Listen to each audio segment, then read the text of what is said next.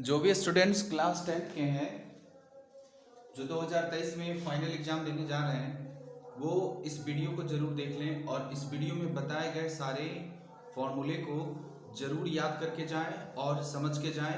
ये काफ़ी इम्पोर्टेंट होगा आप लोगों के लिए।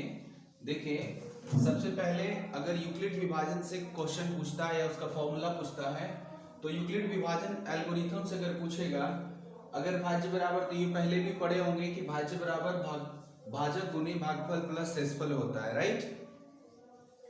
उसके बाद द्विघात बहुपद से बहुत सारा सवाल पूछता है और सवाल से रिलेटेड कुछ फॉर्मूला भी पूछा जाता है जो आप लोगों को करना है। देखिए, पूछता है कि द्विघात बहुपद a x square plus b x plus c, ये द्विघात समीकरण का फॉर्मूला हो गया। अगर पूछता है कि अल्फा और बीटा उनके दो शून्यक हो तो अल्फा और बीटा का मान क्या होगा, तो अल्फा और बीटा का जो फॉर्मूला होता है अल्फा इंटू बीटा, यानी इन दोनों का योग, तो योग बराबर माइनस बी बाय ए। अब पूछेगा कि इन दोनों शून्यांक जो हैं, ये जो शून्यक हैं, इन दोनों का गुणनफल क्या होगा, यानी अल्फा इंटू बीटा बराबर क्या होगा, तो सी बाय ए। ये भी याद रखें।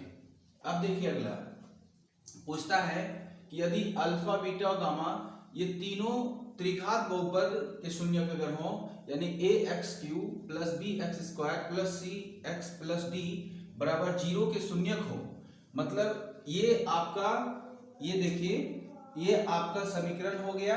और इन समीकरण का पूछता है कि यदि ये समीकरण का अल्फा बीटा गामा ये तीन शून्यक हो त्रिघात बहुपद का, तो बताइए कि अगला इससे जो फॉर्मूला बनेगा वो क्या क्या बनेगा। देखिए, alpha plus beta plus gamma मतलब कि त्रिघात बहुपद के जो तीनों शून्यक अगर हैं, इन तीनों का योगफल क्या होगा, तो इन तीनों का योगफल भी माइनस बी बाय ए होता है, ठीक है।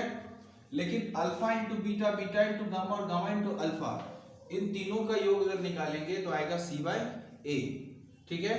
और इन तीनों का गुणनफल जब निकालते हैं तब उसका फॉर्मूला होता है माइनस डी बाय ए, याद रखिएगा। कुछ अनुपातिक स्थिति पूछता है द्विघात बहुपद में, ये बहुत इंपॉर्टेंट चीज है। यहां से आपका सवाल और क्वेश्चन सूत्र वगैरह पूछा जाएगा, इसको ध्यान से पढ़ के जाइए। देखिए, यहाँ पे बोल रहा है कि अनुपात की तुलना, और यहाँ पे बोल रहा है कि इसका ग्राफीय निरूपण में बताइए, और फिर इसका बोल रहा है कि बीज गणितीय निरूपण बताइए क्या होगा, ठीक है। देखिए, सबसे पहले पूछता है कि तुलना बताइए, तुलना, अनुपातों की तुलना। यदि A1 और A2, यदि A1 और A2 B1 व B2 के बराबर नहीं हो तो उसका ग्राफीय निरूपण क्या होगा। आपसे क्वेश्चन पूछेगा यदि A1 बाय A2 बराबर B1 बाय B2 नहीं हो तो उसका ग्राफीय निरूपण बताइए। तो ऑप्शन में आपको डालना होगा, टिक करना होगा कि प्रतिच्छेदी रेखा, ठीक है, प्रतिच्छेदी करती हुई रेखा होगी। और अगर पूछेगा उसका बीज गणितीय निरूपण बताइए, तो बीज गणितीय निरूपण में दिया रहेगा ऑप्शन, तो मानना है केवल एक हल होंगे, ठीक है। और यदि A1 बाय A2 बराबर B1 बाय B2 बराबर C1 बाय C2, देखिए तीनों आपस में बराबर होंगे, इन तीनों का अनुपात अगर आपस में बराबर है तो इसका जो ग्राफीय निरूपण होगा उसको हम बोलेंगे संपाती रेखा है, ठीक है। और अगर इस कंडीशन में रहे और उसके बाद पूछे उसका बीजगणितीय निरूपण बताइए, तो आपको बताना है कि अपरिमित रूप से अनेक हल होंगे, आप जितना हल कर सकते हैं उसको।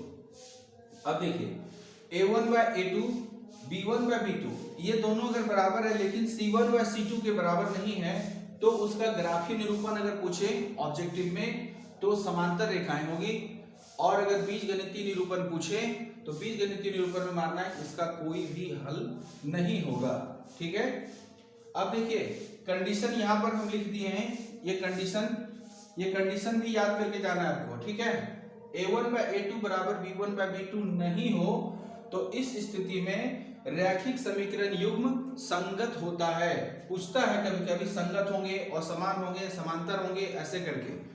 तो याद रखना है कि A1 बाय A2 बराबर B1 बाय B2 नहीं हो तो इस स्थिति में रैखिक समीकरण युग्म क्या होंगे, संगत होते हैं, याद रखिएगा।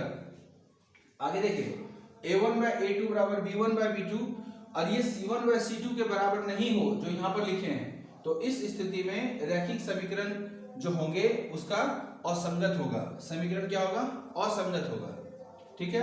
रैखिक समीकरण युग्म लिख सकते हैं रैखिक समीकरण युग्म जो होंगे वो असंगत होंगे। ठीक है, a1 बाय a2 बराबर b1 बाय b2 और c1 बाय c2 ये तीनों आपस में स्थिति बराबर हो तो इस स्थिति में रैखिक समीकरण युग्म जो होंगे वो आश्रित होंगे या फिर संगत होंगे। ठीक है, ये सारा इंपॉर्टेंट था। इस इंपॉर्टेंट में आपको जो समझ में नहीं आया उसको एक दो बार अपने से अपने बुक में भी देखिए और इससे रिलेटेड जो क्वेश्चन है उस क्वेश्चन को हल कीजिए और इससे रिलेटेड जो ऑब्जेक्टिव क्वेश्चन है उसको भी हल कीजिए, एक बार इसको लिख लीजिए।